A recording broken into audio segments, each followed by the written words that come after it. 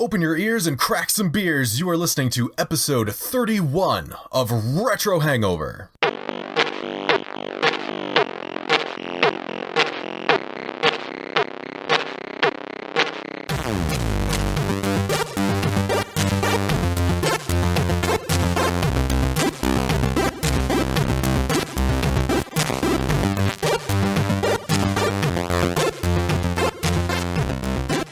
Hello, Internet. Welcome to episode 31 of Retro Hangover, where we are going to be giving you ready, relevant ridiculousness, rating, rapid rank routing, Rutro Reggie, it's Retro Hangover Podcast.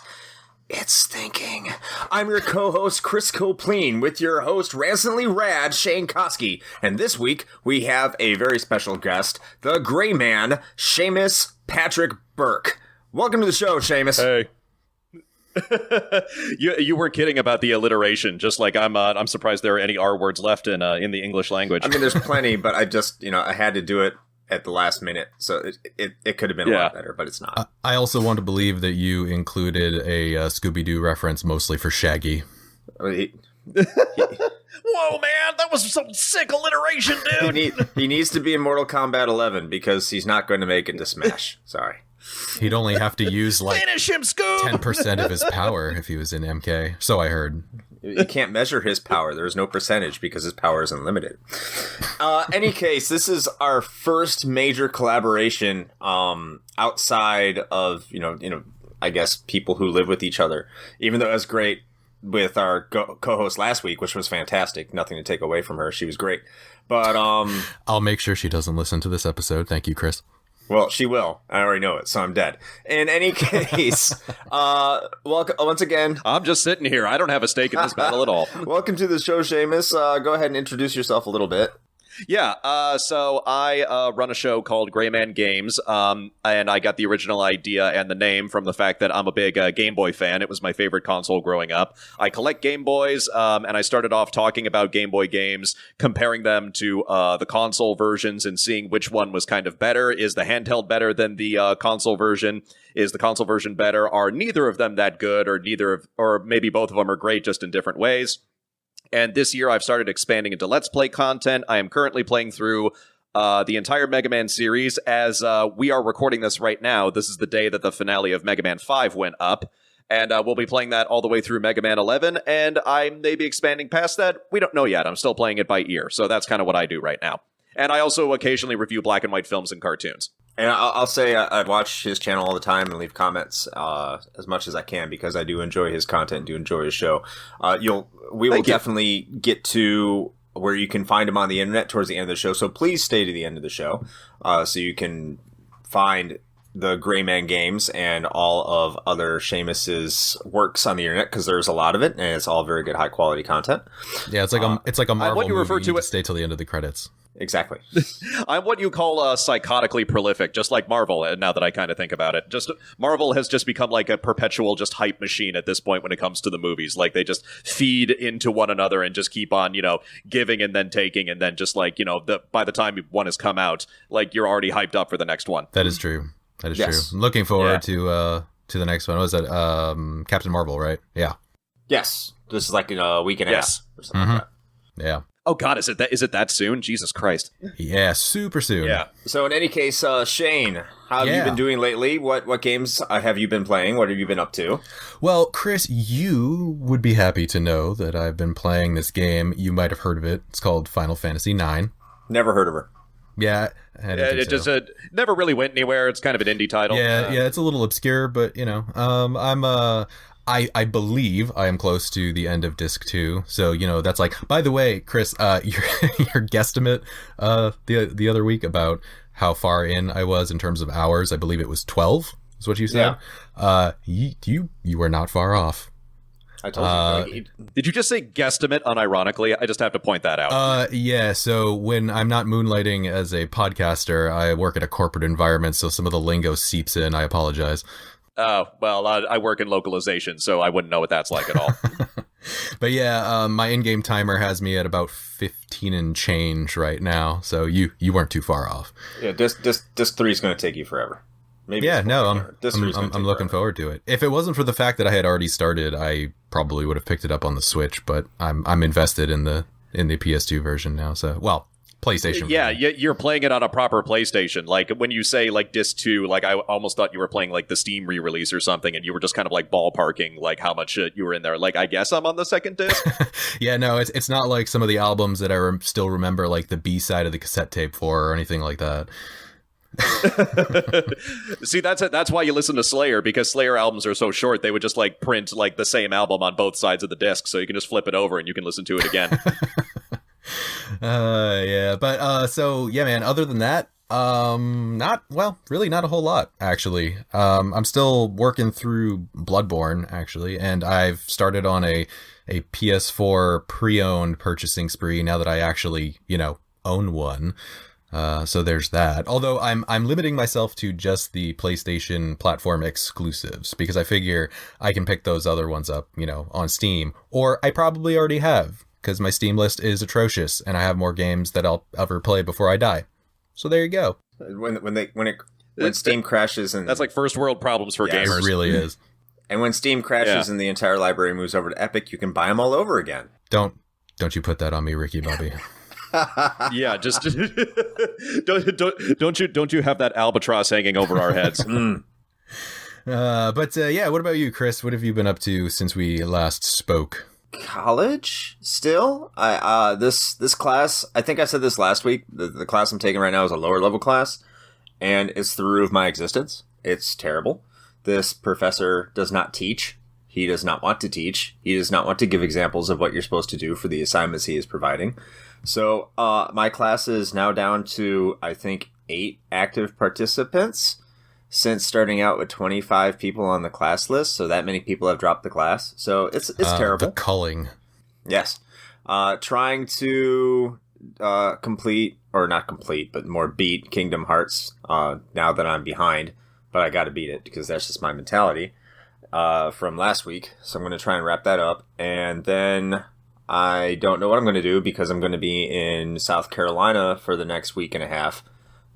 So I don't know if I'm going to even bring anything up. No, I'm going to bring my laptop. So I know there's going to be some Steam action going on. Not steamy action, but Steam action. I mean, Hot, steamy action while you're on the go in the Carolinas. I mean, why not both?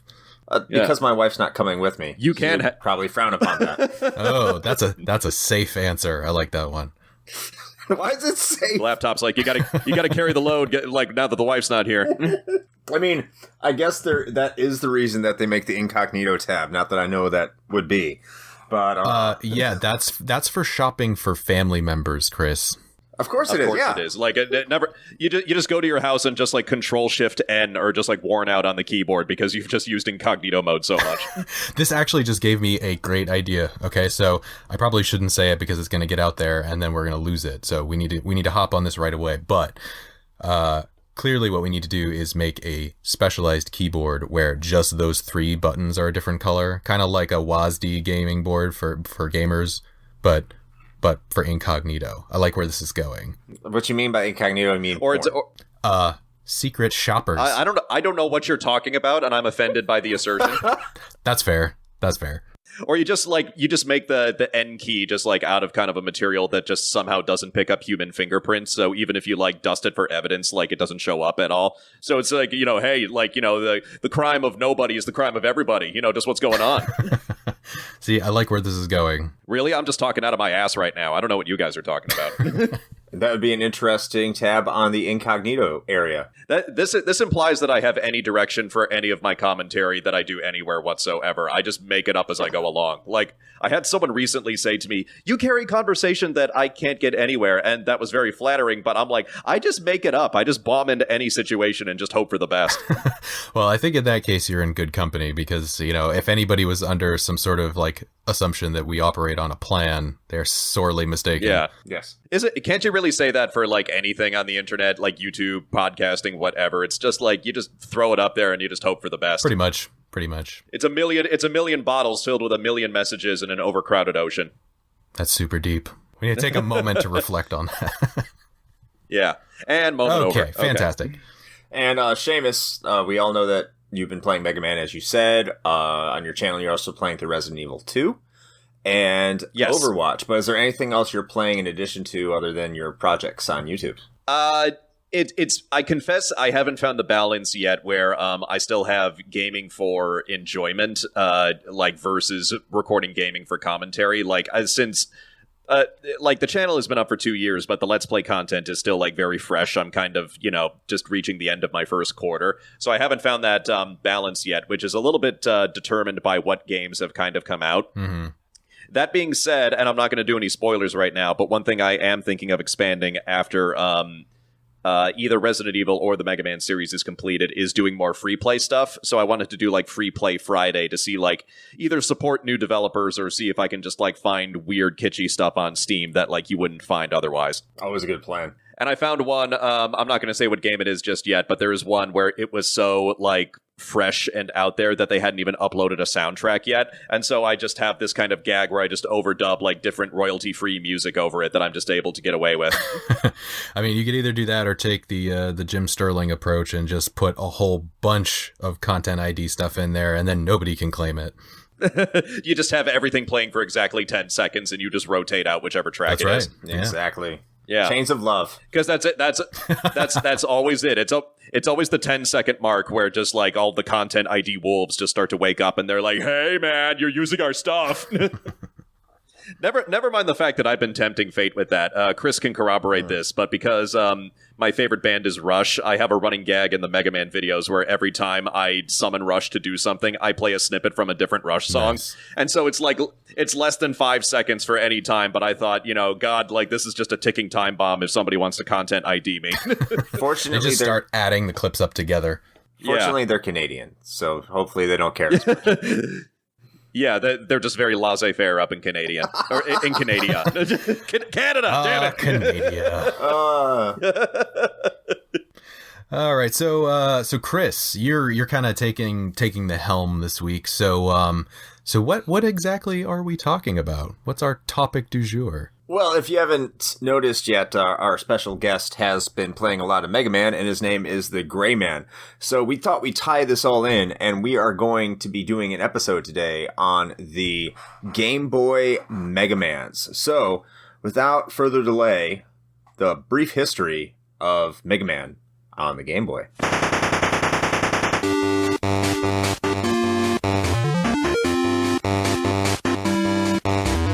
Nintendo's Game Boy has been released, and it was a smash success. Despite being far less powerful than Atari's Lynx and the later released Game Gear by Sega and Turbo Express by NEC, it was carrying the day with its more efficient battery life and the addictive as crack puzzle game, Tetris. Developers were flocking to it. Nintendo had already released a Mario game. Konami brought Castlevania and Contra. Sure, they weren't as good as their full-bodied console experiences, but they were portable. Everyone was getting into the market. Everyone includes, of course, Capcom, which shouldn't be surprising considering they've made a game for almost every piece of hardware ever. Much as the norm, Capcom was bringing its major franchise, Mega Man, to the platform. Mega Man, Dr. Wily's Revenge, or Rockman World in Japan, was released in the US in December of 1991, shortly before the release of Mega Man 4 for the Nintendo Entertainment System. 8 Robot Masters from Mega Man 1 and 2 were used instead of a fresh new lineup, with the addition of being able to gain the abilities of a boss Robot Master that was found before you went to Wily's Castle, something the mainline series didn't even do. Mega Man 3, I'm kind of looking at you with your Doc robots. I mean, it could have been super cool, but no! You didn't do that. Anyway, Wily's Revenge did some impressive things for an NES franchise. Namely, utilize sprites that were pretty much identical to their NES counterparts, which very few games that had NES equivalents did, which made Wily's Revenge look all the better compared to its other Game Boy ports. Unfortunately, the adjustments to portable gameplay hadn't completely been made quite yet, as the huge sprites impacted the gameplay, which was artificially difficult with cheap deaths from cramped screen space and horrible balance. Wily's Revenge would not be regarded as one of the better games, but it was the first. Capcom would go on to release 4 more games in 3 years in the mainline Mega Man series for the portable behemoth, getting better with each installment. Each game followed a similar formula as the first one. Use 4 Robot Masters from one game, use 4 Robot Masters from another game, overlap them with their NES equivalents, and face a boss at the endgame that gave you the weakness to Dr. Wily. Mega Man 5, regarded as the best of the bunch, broke the mold by offering completely new bosses and paid tribute to all the previous Game Boy games, with the mid-bosses, essentially, I guess you want to call them, all being in there, giving you their weapons.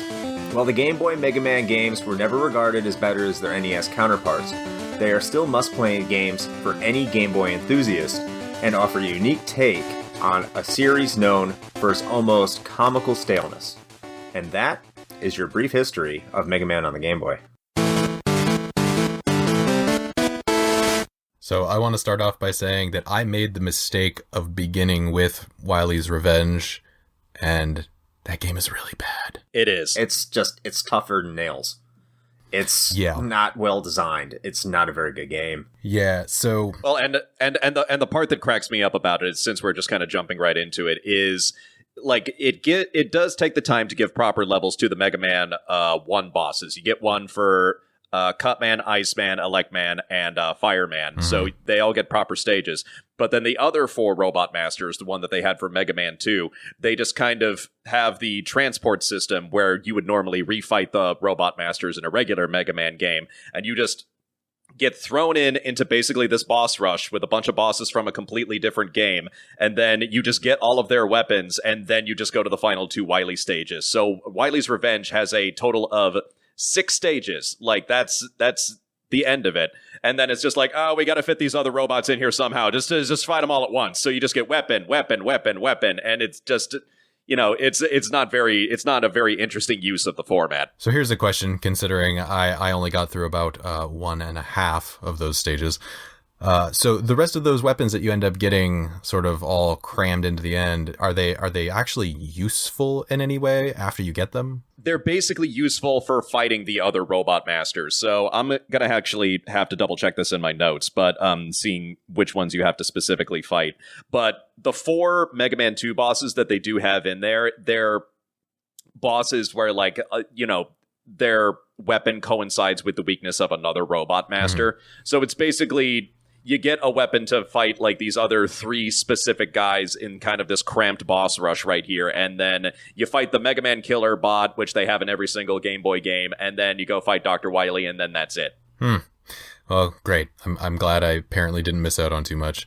But the weaknesses... No, you did not. The weaknesses, you have to say this, the weaknesses correspond to essentially their Mega Man 2 equivalents. Yeah, so they do at least get that right. And kind of jumping on one topic that was kind of brought up in kind of the history. So if we're getting into technical specifics, so the original NES had a resolution of 256 by 240. And the Game Boy had a resolution of 160 by 144. So in terms of scale, it's like 90% there. But as you guys said, the problem is that you have to scale up the sprites so that they're visible on the screen. Mm-hmm. And so in every single one of these games, Mega Man is basically a giant compared to the environment that's around him. Like, it's all these very cramped rooms. It's like he got gigantism out of nowhere. But the real comical part as you go through all 5 games is that, think of like the really big enemies that you encounter in any robot in any Mega Man game, like the jumping eye thing from the first game. Those things that are supposed to be like a massive obstacle in the typical NES titles are all of a sudden the same size as Mega Man. Like, he is equal to them. So it's like, why is this any kind of hindrance? I think what's interesting about that too is that Capcom never really nailed that down, especially when you get outside of the main Mega Man series until you got to the DS, because you think about Mega Man in Base and how terrible that was with scaling. I'm trying to think of it. The Game Boy version of Mega Man in Base is like borderline unplayable. Yeah. I've tried to play it before, and I just literally can't. And even Mega Man on the Game Gear suffers from a lot of the same issues. It's just they could never figure out how to balance it until they got to the Nintendo DS when it came to portable and Mega Man series. And by the way, this was for Capcom Game Boy like adaptations across the board, because last year I did a 2-for episode on the DuckTales games, because they had the new DuckTales cartoon premiering on Disney XD, so I couldn't pass up that cross promotion. And the DuckTales games suffer from the same problem. They like rotely copy the console versions, and they just kind of take the same gameplay and just cram it into kind of a tighter space, to the point where, depending on where you can interact with like the edges of the screen, like it will actually kill you. There's a portion in the Amazon level where if Scrooge jumps up against it on the pogo stick, it will just kill him instantly. So the sprites are basically struggling against the cramped environment. It's like a glitch that they never kind of figured out.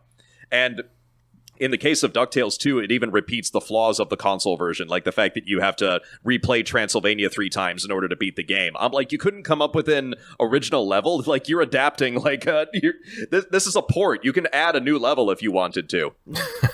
I mean, well, at least on a somewhat related note, the HD remaster of that game turned out pretty well. Oh, I even cited that because in the video I mentioned that was actually it was like the penultimate performance that Alan Young gave as Scrooge. Mm-hmm. Like, he appeared in a couple of Mickey Mouse shorts doing the voice, but like as far as DuckTales was concerned, like that was the last hurrah for him and for June Foray. That was the last time she voiced Magica Dispel before she passed away. Yeah, that's true. Yeah. Oh, I was just going to say, so I looked this up. The bosses that you, in Dr. Wily's Revenge, that you fight from Mega Man 2 are Quickman, Bubbleman, Flashman, and Heatman. So those are all 4 guys where their weaknesses correspond pretty well to each other. Yeah. And that would be... You just get their weapons just dumped on you, and then you fight Anchor, who is the Mega Man, the special boss for that game. He's like kind of a swordsman. And then you get his weapon, and then you fight Dr. Wily, and then that's it. But I would say that that's a quality of a lot of the Game Boy games. And briefly before I transition to what I was going to say, another good quality of the Game Boy games, you're talking about DuckTales, which they pretty much tried to port, screen for screen from DuckTales from the NES game into the Game Boy game. Like, they tried to make a one-for-one port, essentially. But with Mega Man, even though they're bringing over the same Robot Masters, the levels were completely original designs, even if they had the original music. The levels themselves were completely different than their NES counterparts. There was almost no similarity between the two, which...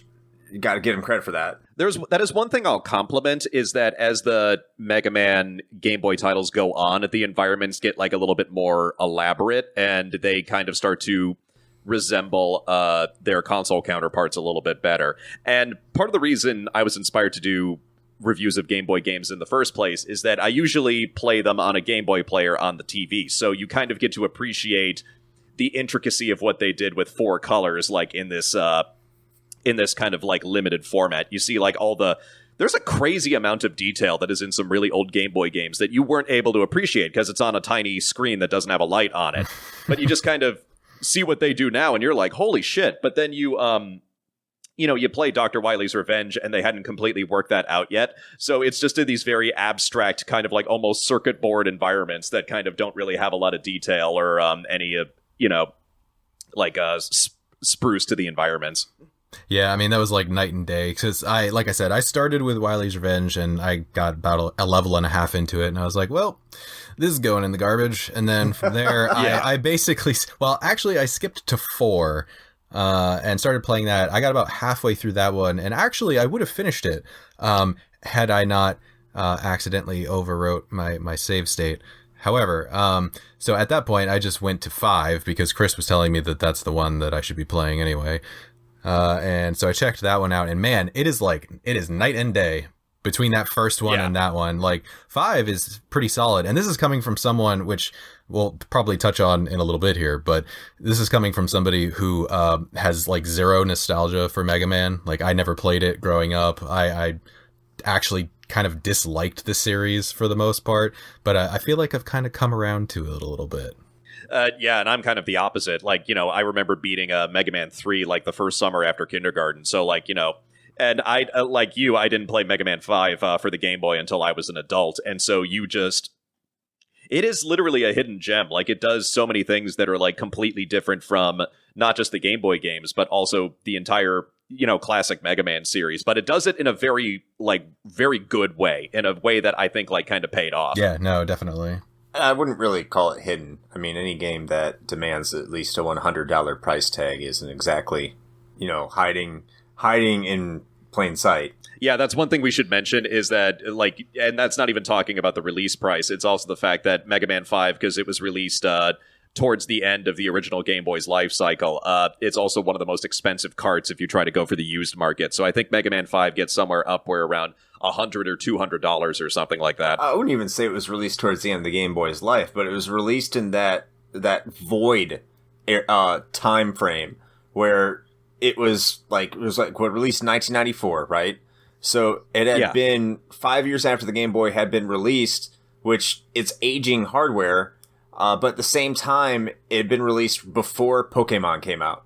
So the game... Yeah, before like Pokemon just re-exploded the game. Right, so it was released in that time period where Game Boy hype was starting to go down because you're already transitioning over to like the third generation of main console games that the Game Boy had been around for. So like it'd been around for the NES, the Super NES, and now N64 and PlayStation. And it had not upgraded at all. So like why would you... And it's a fifth Mega Man, and if you play the NES Mega Mans, there wasn't much of a difference, especially because, like, what was the last NES Mega Man released, 92 or 93? It was 93. That was when Mega Man 6 came out.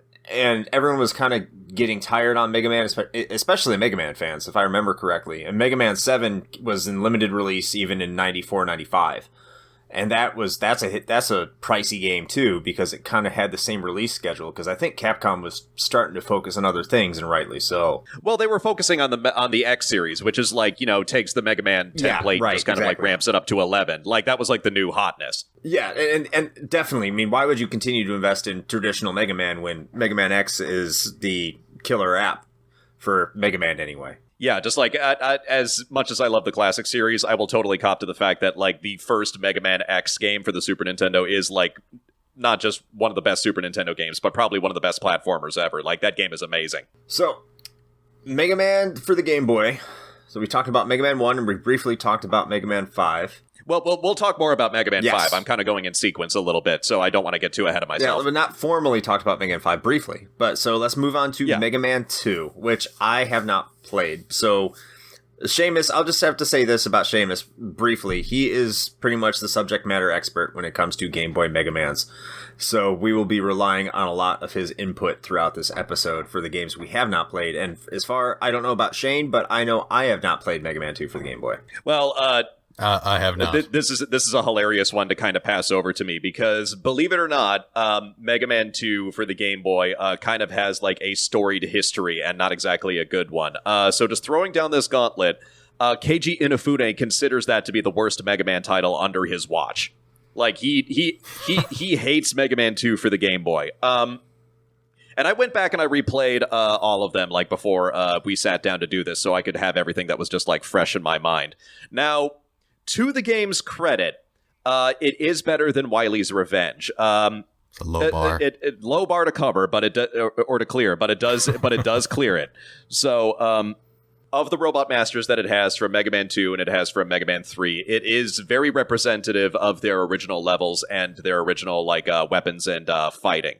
And plus, so it has the original version of the Rush Jet that you could fly in any direction before it like put you on a set path from Mega Man 4 onward. So it's the broken version of the Rush Jet, basically. And then you pair that up with the Metal Blade because Metal Man is in this game. Like it's just broken central. Like every long play that I've seen of Mega Man 2 on YouTube is like 45 minutes at most. It is not a very hard game to beat. But my kind of game. Yeah, but where kind of the negativity comes in. So Capcom mostly had their ports for the Mega Man Game Boy games handled by a second party. Every game except 2 was handled by Minakuchi Engineering. They handled all of the ports. So I'm assuming when they got to later ports, like especially 4 and 5, Capcom just kind of gave them more freedom. But for 2, that was handled by a group named Biox. Who weren't exactly as familiar with the Mega Man franchise, so they managed to kind of get the gameplay down from like existing elements from the other ones. But a bunch of the new stuff that they put in really didn't fit with Inafune's or like Capcom's vision for how they wanted the franchise. And part of that problem is that it just throws in fucking time travel. Not that you would. This is starting to remind me of our discussion of Kingdom Hearts a couple episodes ago. Oh, well, God, talk about Kingdom Hearts like Katie bar the door. We'll be here all night. But side note, I wanted to mention this when you brought it up earlier, but Kingdom Hearts 2 almost broke me back in the day. Like, I just like was trying to complete everything. I was trying to get all the pages for Jiminy Cricket's diary, and I'm like, I am but a man, Jiminy. I can't do this. And I didn't play JRPGs for years. I remember for my birthday, after I just kind of threw that game aside, I got Resident Evil 4 and God of War, so it was all action platformers for me for a while. Like, I just needed to cleanse myself from the abusive longness of Kingdom Hearts 2, but that's a whole other story. But it's a good detox. Yeah, but so Mega Man 2, and by the way, not that you would know any of that just from playing the game, because this was still in the era where you only knew the story of Mega Man if you read like the manual. Like it wasn't until I think post Mega Man 3 where they're like, hey, why don't we actually put cutscenes in the game so we know what the fuck what is going on here. So the plot of Mega Man 2, such as it is not only has Dr. Wily rebuilt his robot masters to fight Mega Man again, but he has also gone 30 years in the future and kidnapped the Mega Man from the future and turned him into an evil robot. So he's like the special boss that you have to fight in the game. It's your evil future self. And he's renamed him as Quint. And Quint is basically Mega Man with evil, angry, like, shades. Like, they're like sunglasses on his helmet that are kind of pointed downwards in the angry eyebrows. And he is on a pogo stick, and he throws bombs. Those are the only upgrades that Dr. Wily has added. And he is probably the easiest of the special bosses in any of the Mega Man Game Boy games. Like, you don't even need a special weapon. You can just defeat him with, like, the regular Mega Buster in, like, less than 2 minutes. And you get his pogo stick, and your pogo stick is your special weapon that you use to defeat Dr. Wily. So essentially, you, as Mega Man, are fighting the American version of Mega Man after he defeated Yonoid. You know what he kind of looks like? Because if you go by the manual artwork, like, it kind of has like a lot of greens in there. It kind of looks like you're fighting the Mega Man from the Captain N cartoon. Like, if he had a voice, it'd be like, Mega Hi, I'm from the future and I'm gonna kill you, or something like that. And by the way, your pogo stick, if you look at the artwork, also has angry eyes on it. Like, it's because this was in that era of gaming, especially in Mega Man, where just everything had to have a face. You know, based on those decisions that Wily made for all this, it kind of makes you wonder how he got as far as he does, you know? Oh, God. Even just playing the mainline titles, I just look at some of Dr. Wily's, like, engineering or design decisions, and I'm like, the scientific community was right to reject you. Like, yeah. But, so it does a pretty good job of copying the levels and the bosses from Mega Man 2 and 3, but it's when you get to the end game that the entire game starts falling apart, because you have the lame battle with Quint, the time travel doesn't really amount to anything, and then when you get to the final, like, Wily level, first of all, the background is nothing but, like, warped clocks to kind of run with the time travel thing. Like, that's the only hint, if you didn't read the manual, that time travel has to do with something. It's just, you have, like, MC Escher clocks in the background. That's about as on the nose as calling your island Destiny. Yeah, exactly. Islands. And then you get to Wily himself. And I was talking about how there's the weird scaling between Mega Man and a bunch of the bosses. If you look at the sprites that they have for the Wily capsule, like, the Wily capsule is almost the same height as Mega Man, and then you have this minuscule Dr. Wily head that is just kind of peering out of the cockpit. It's about, like, the size of just, like, your thumbprint, like, if that. Or even your pinky. Like, his head is just so tiny. Like, Mega Man is a giant compared to Dr. Wily. Like, maybe something went wrong in the time stream and Dr. Wily came back small, but it's just like, it's one of the lamest final boss fights you will ever see. Yeah, I mean, I can't imagine that anybody would got, like, super hyped up when going into the final portion of that game, you ended up getting a pogo stick as a reward. Yeah. I'd just be like, you know what? Maybe I don't need to finish this game. I feel like I'm good. Not the most dignified weapon. You know, we were talking about Final Fantasy, and just, like, you think Waka throwing a soccer ball is kind of like a lame weapon. Like, you know, imagine just giving him a pogo stick instead. I would say that the pogo stick justifies fighting an alien with bubble lead. Well, that was at least, like, a cool fight. You're fighting an alien and you're in space. Like, that's one thing. Like, replaying the classic titles that I've kind of noticed is that Capcom kind of had, like, more of a like wry sense of humor as kind of the franchise went on. Like the classic series is more funny than we give it credit for. And I'm going to be uploading Mega Man 6 next week, and that was the one where they've had like a fake villain, and then it turns out it's Dr. Wily, like for Mega Man's 4 through 6. And so for Mega Man 6, they just introduced Mr. X, and it's literally Dr. Wily with sunglasses and a beard on. He might as well have Groucho glasses. But I kind of thought, like, okay, Capcom, you're being lazy about this, but you're being lazy in a hilarious way. Like that. Like I had to admit that was kind of funny. I almost wonder. I know we're getting to the NES aspect, but when you talk about Mr. X, I think it was almost. I wonder if that was self-referential to their stuff that they're doing in Blues and Cossack. Oh yeah, absolutely. Like that was one thing I kind of mentioned in my Mega Man 5 playthrough, is that I feel Mega Man 5 is kind of like the most average of the classic titles. It's like it's far from bad. Like I would recommend the original 6 to anybody, but that was the one where it's just like, I mean, it's all right, which is just such a nebulous thing to talk about. Like it would be one thing if it was really good or if it was really bad, but it's just like average, which is kind of the hardest stuff to talk about. You know what I mean? It's to the point where with the finale that I uploaded today, I freely admitted that I ran out of stuff to talk about, so I just started talking about whatever, like while I tried to beat the final boss. I might as well had one of those like conversation generators that you find on the internet next to me. It's a game. It's a game. Episode 4 is literally titled, I mean, it's all right, but it's just you could, like, even I'm shrugging with the video description. So, Mega Man 3. Once again, Seamus, I have not played this. Shane? Yeah, so I kind of, like, touched into most of these, but I didn't really get all the way through them. The majority of my playtime was with, like, 1 and 4 and 5. And, 3, I would say, is, like, firmly in the middle. Like, you have the first two, which are as the 3 is. Well, like in every sense of the word, like both literal and like subjectively, like because you have the first two, which are just kind of like not that good, and then you have 4 and 5, which are like surprisingly good, and then you have 3, which is like improved on the first two, but it's not that pushover thing where it's like this is actually like a legitimately good game.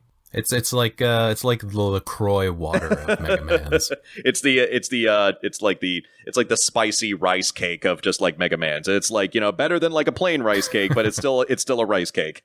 It does have one of the best designs that I've seen for like the special mini boss that they throw in for every game. They call those the Mega Man killers. Like Dr. Wily's like, this is the thing that will literally kill Mega Man. And by the way, I'm amazed that they got away with just naming something straight up kill in any kind of like thing that you would see for children. But it has my favorite of the designs. It has Punk, who he lives up to his description. He's got like the mohawk, he's got like these big shoulder pads, he kind of like attacks you by spinning. Like he probably has my best design, my favorite design out of all of them. But one thing I liked about the Mega Man titles kind of going through it is that they got like a little bit more liberal with kind of like the between level like artwork, like when Mega Man's getting a new weapon or like he's flying to Dr. Wily's palace, like especially combined with the black and white color, like it gets like very gothic at certain points. And it has some of the craziest designs for like Dr. Wily's castle. Like 3, it like basically is kind of like a battleship. It's like something like Mega Man has to like leap on and just kind of like take by siege. And then in the 4th game, it's basically like the Technodrome. Like it's just, you take that giant eyeball off the Technodrome in Ninja Turtles and then you just replace it with a Dr. Wily skull, and that's exactly what the design is. My personal favorite. They kind of get, and by that same token, they get a little bit busier with like the backgrounds a bit, where they start including a little bit more detail. They get away from the circuit board design that I kind of mentioned from Dr. Wily's Revenge, and they get as elaborate as they can with like black, white, and like 2 shades of gray, which, even if it's not as good as the console version, I still have to give credit and say like, it's at least like very good for like the format that they were designing it for. Well, by that point, a lot more developers were getting a lot more comfortable with the Game Boy. When yes. You look at Castlevania Belmont's Revenge being a huge step up from the Castlevania Adventure, and Super Mario World 2 being a huge step up from Super Mario World. And Link's Awakening was coming out around this time too. So like this was when the Game Boy was really firing on all cylinders in the classical sense, you know, pre-Pokemon Game Boy. And so by that you meant Super Mario Land, right? Super Mario Land, yes, of course. Okay, yeah. Which, by the way, since you brought that up, like, so a thing with early Game Boy titles is that I feel like because it was going to be a portable console, I feel like they didn't really have as much incentive to make as very, like, long games or as, like, detailed games, because a lot of the early ones are what I refer to as, like, school bus length, where you can beat it in about 20 minutes on your ride to school. And so not only did they not make the games as long, they also kind of dumbed down the difficulty, or they ramped up the difficulty because, you know, they didn't have as many levels in the Game Boy version and they wanted to give you, like, bang for your buck. There was one game in particular that, in the early days of my channel, I reviewed Follow the Foot Clan, which is the first Ninja Turtles Game Boy game. That's terrible. Mhm. And it's competent. Like, it's a little bit closer to the arcade game than it is to, like, the ridiculously hard, like, first Ninja Turtles game. But it has something that I have never seen in any game before or since. It has the stage select right there on the start screen when you're selecting your turtle. Like, you don't have to enter a code, you don't have to enter a password. Like, stage select, bam, like, right there for you. And, of course, you don't get the ending of the game unless you play, like, you begin at stage 1 and you play all the way to the end of stage 5, right? But it's like, why the hell would you do that? Like, you would just, like, play whatever level you want, and then just kind of, like, just do whatever. You know, there's no incentive to kind of play it from beginning to end. That's interesting. So, like, if you were to skip directly to the last level, then you're saying it would, like, it purposefully wouldn't give you the. It would just go back. Game. It would just go back to the start screen. It wouldn't let you progress anything else. But you could bounce around though, right? Like in between those levels, like you could do it out of order. Well, like, yes, like, you know, you would have to restart the game, but you could totally do it. But like, you know, like I said, you don't get the ending and you don't get any of the between level cutscenes unless you start at 1 and you go all the way to 5. That is a weird choice. Yeah. So there was like, basically there was this like era of just like really concise Game Boy games. Like the original Mario Land would kind of fit into that realm because you can beat that game in like 20 minutes. But then you kind of have like more detailed Game Boy games where they kind of felt like they were going to make them an experience unto themselves. And those are the ones that I felt kind of got like a little bit experimental because they couldn't render things one-to-one like they could with the console version. So it's like, let's do whatever weird shit we want and then just kind of see if we can fit it onto this tiny screen. Like that's where you get games like Mario Land 2, that's where you get Belmont's Revenge, which is like one of the few Castlevania titles that has like completely original monsters. And that's how you get Mega Man's 4 and 5. Speaking of Mega Man 4... Yes. Shane, we just all went like George Takei there for a moment. Yes, let's talk about it. Shane, you've played this a little bit recently. How about you start us off on this one? Well, Chris, I will tell you that it was a pleasant change, going from Wily's Revenge for sure. Like I said earlier, I basically jumped directly. I just dropped Wily's Revenge and then loaded up 4 right away, and I was like, man, this is so much better. And the funny thing is I've actually tried to play the Mega Man games before, not the Game Boy ones specifically, more of the mainline titles. And as I said, I gotta be honest, I've never really enjoyed them that much. I never understood the appeal because it seemed like they were like obtusely difficult just for the sake of being difficult in some places, and the fact that you kind of had to like know. Well, you didn't have to, but it really helped to know what order to get the boss weapons in. And so I feel like that just kind of put me off for a very long time. But jumping into 4, I may have had GameFAQs up on another screen.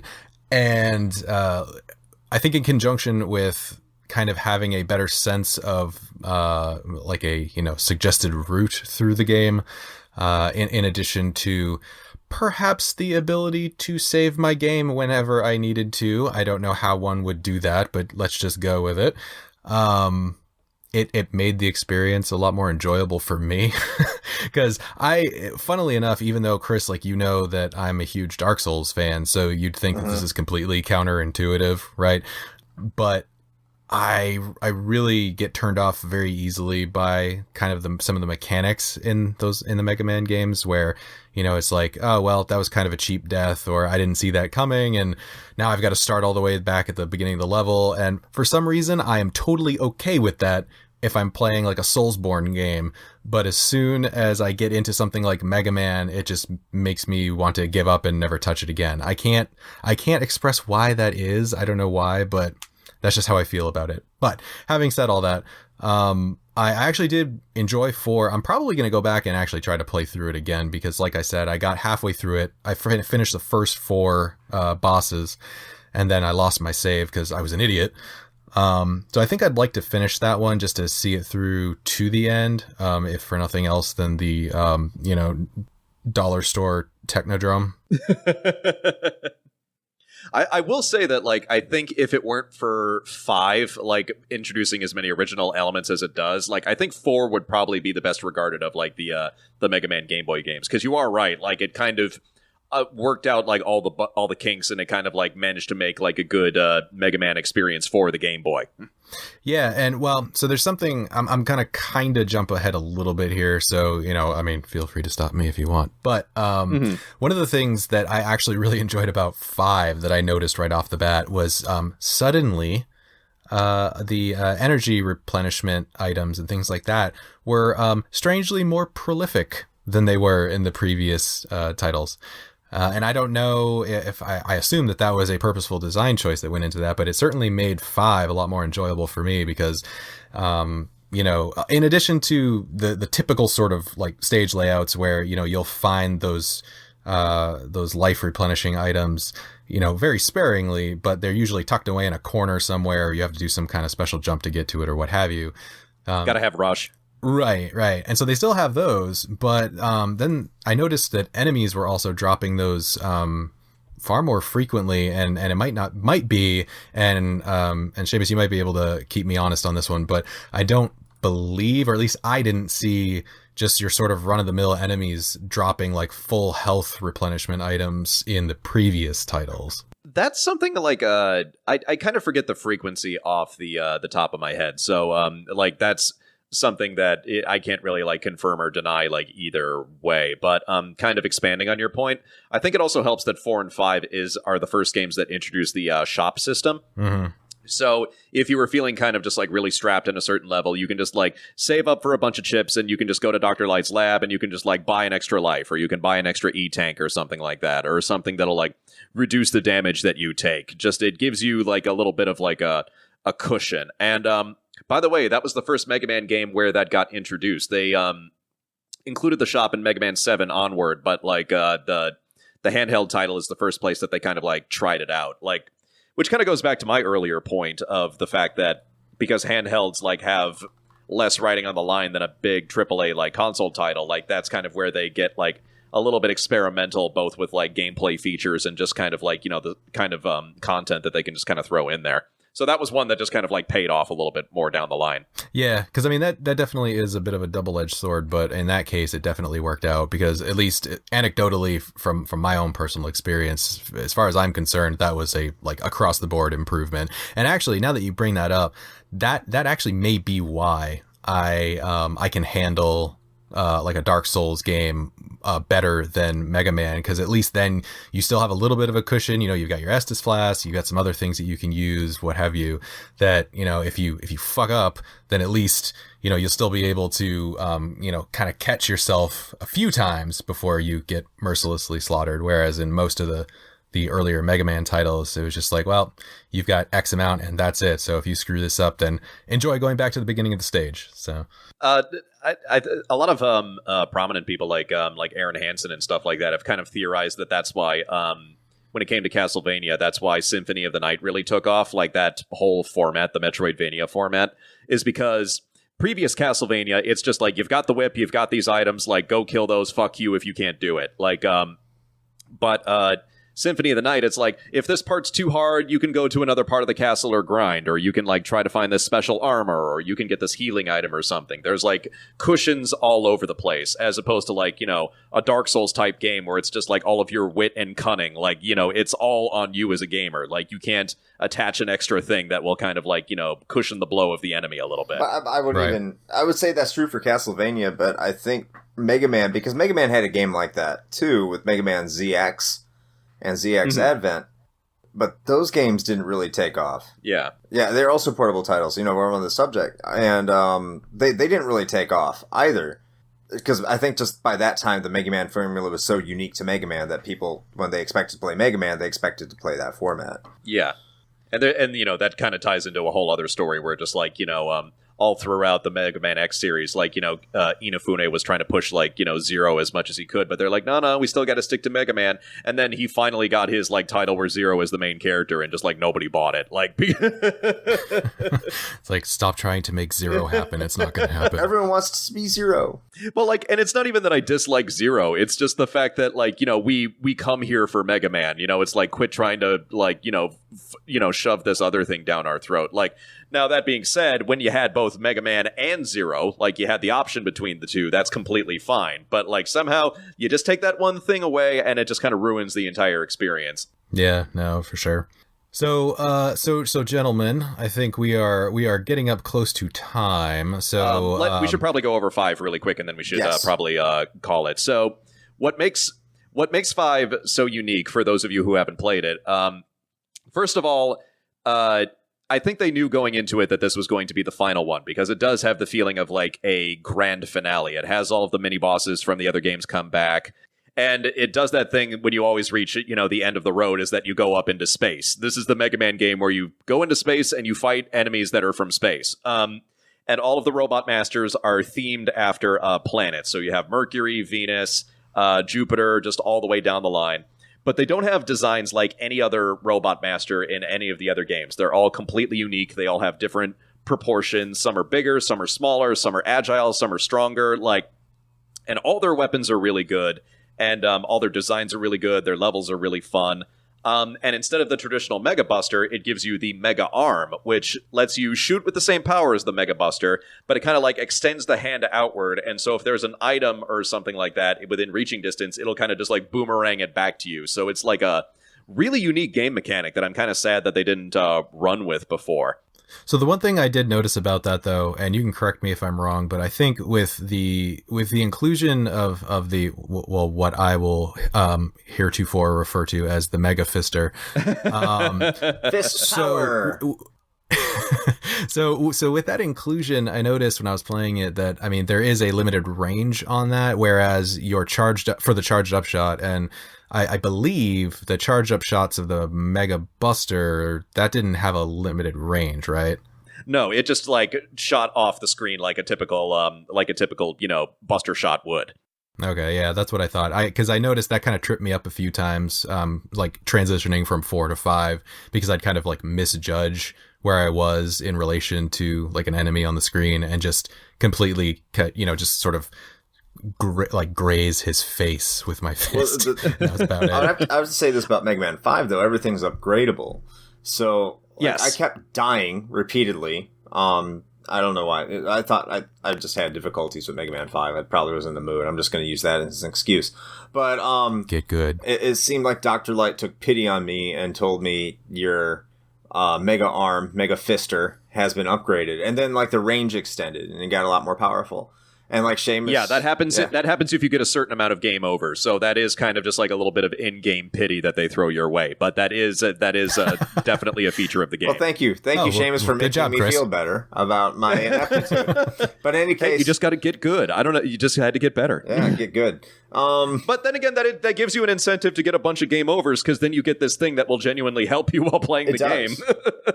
Yeah, excuse me, BRB, gonna go die like 10 times. I'll be right back. But like just minute 1 from the first stage, you just throw yourself in a pit a couple dozen times.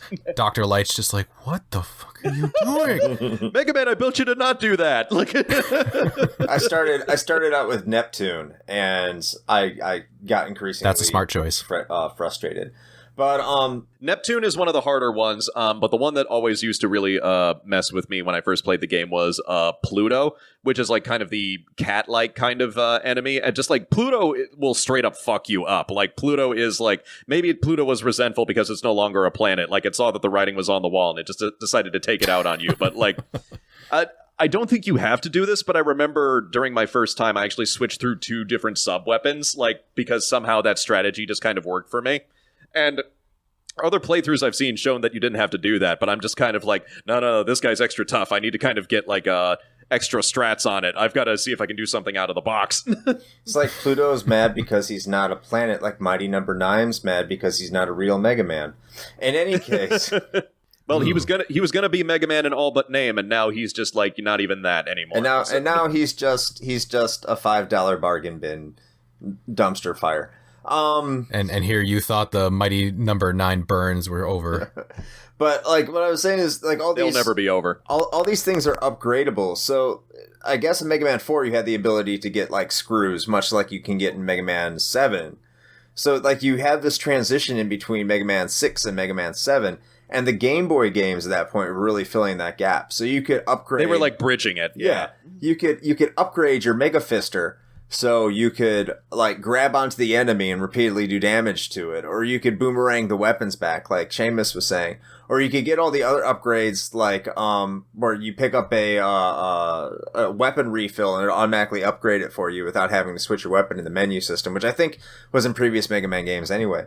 But it was really bridging that gap, and you didn't really see that a lot in Game Boy games, where they would bridge the gap in between the NES iterations and their Super Nintendo iterations. And I think that's why 4 and 5 really stick out in the eyes of a lot of the people who love the Game Boy games, is because they were essentially a continuation of the Mega Man games, especially 5, because 5 was so unique. It took a different angle to how Mega Man was performed without making it its own series. It was still a Mega Man mainline series, but it's the only one that doesn't, on the Game Boy or any real portable thing that borrows from, like Extreme or Mega Man and Base, that doesn't have a direct correlation to what was going on with the consoles. And I think that's what makes Mega Man 5 so unique and, special, and, unfortunately, it's $100, but if you can find a way to emulate it or play it by other means, absolutely do it, because it is that unique sort of game. Well, since you mentioned that, so the thing that I recommend is, so the original cart for Mega Man 5 is ridiculously expensive. As I said, it's like $100 or $200 on eBay. They do make cheaper reproduction carts, but those aren't official ones. Those are ones you get from like somebody's Etsy shop or something like that. So what I recommend is... in the early 2000s, they did anniversary collections for like the GameCube and PlayStation 2 that had had like 1 through 8, like all of the mainline titles at that point. They also did that for the Game Boy. So they did it for the Game Boy Advance. So if you go on eBay, they have an anniversary collection for the GBA, and you can play all 5 of the original games for $20. Or you can also, last time I checked, you could get it on the 3DS eShop. So that is also a possibility. Okay, yeah, I was actually just going to ask that. Yeah. Like, basically anything, like, of the main stuff, like Zelda, Mega Man, Mario, you can play it on the 3DS eShop. But, like, you got options that are more affordable than the original cartridge. I thought the Mega Man official Mega Man Anniversary Collection for the Game Boy was an unofficial release.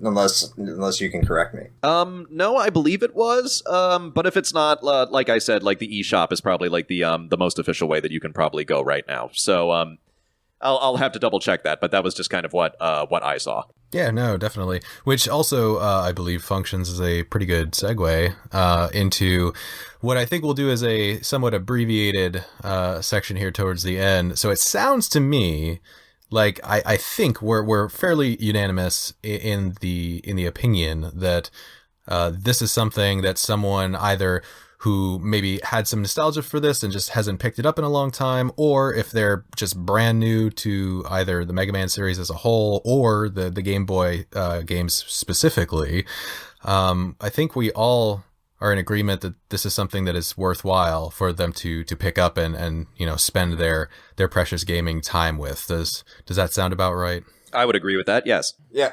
Play 5, and I'm going to say Mega Man Dr. Wily's Revenge. Play that, because it's the very first Mega Man game I ever played, and I have heavy nostalgia. I want everyone to feel the pain that I did when I was a 7-year-old child and couldn't, once I beat Anchor and died and got a password and played later, I had to start over and fight Anchor again. I didn't have the weapon, and I gave up.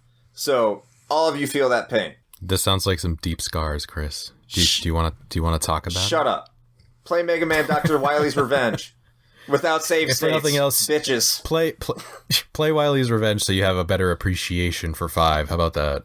Sure. It's like Fast and the Furious. It like you start at like movie 5 and it like starts to get actually interesting. But you never had your car. You just got like a little tricycle riding around instead of a big badass muscle car. You're just got Vin Diesel on a little trike. Anyway. Yeah, but somehow it still has NOS canisters on the side. Nitro trike. All right. Well, gentlemen, I think that was a good discussion, good episode. So as we are wont to do, once we start winding this bad boy down, we like to take a little bit of time to talk about the ways that you can reach out to us. And if you are a longtime listener, then you are probably already aware that we are on just about every social media platform. So you can get in touch either on our Facebook page or through our Instagram. You can also send an email to podcast@retrohangover.com. And, if you'd like to leave some suggestions or feedback on things that you'd like to hear us talk about, or some of the things that we have talked about, and perhaps we were just egregiously wrong about something and you want to let us know, you can do that as well. But that's pretty much it for us. But Seamus, where can people find you on the World Wide Web? If you just go to YouTube and you punch in Gray Man Games, you can find my channel really easily. The icon is just literally a drawing of my face. You can't miss it. And everything else, you can find it at spburke.com. You can find my Patreon, and you can find my social media from both of those links. You might want to spell Burke for the people. Oh, yeah. Burke. I've never talked about this, so I've known Chris for a while, and he knows that nobody can spell my first name on their first try. But the weird one is when people misspell or mispronounce my last name, because it's S-P-B-U-R-K-E. Like B-U-R-K-E, just Burke. Nice and simple, right? And what I get a lot is Berkey, and I have never understood that. I'm like, there is literally no human being on Earth named Berkey. Like, what the hell is wrong with you? Well, that's like, I mean, with a last name like Koski, I've gotten used to getting Sean Koshi a lot. Yeah. I don't want to... It's like 50-50 on whether somebody calls me Sean or not, so I just answer to both at this point. And I don't want to hear either of you talk about last names right now. It's a very sore subject. Cop Lion? Is that what it is? One of many. Coplian. Copline, Coplin. I've heard it. Well, Coplin is right, but everything else is, I've heard it. Well, now I want somebody to go out there and draw a cop lion for us. Isn't that just like the plot of Zootopia? That's a good point. Which, by the way, like, Chris, back me up on this. They just bomb in assuming they know how to spell or pronounce it. And I'm like, they never ask. Like, it would just be so simple just to ask how to do it. But they're just like, I got this. And I'm like, Jesus. And you're wrong. And you fucked up. So, once again, yeah, absolutely. Before we turn this thing off, as we've had this long outro going here, thank you so much, Seamus, for showing up. Like Seamus said, I've known this guy since high school. Great dude. Definitely check out his work. He has so much good stuff here on the internet. His channel's fantastic. Very, very appreciative that you showed up to do this episode today. So once again, Seamus, thank you very much for being here. And thank you for having me. All right. Well, in that case, until next time. Joysticks, play them rapidly.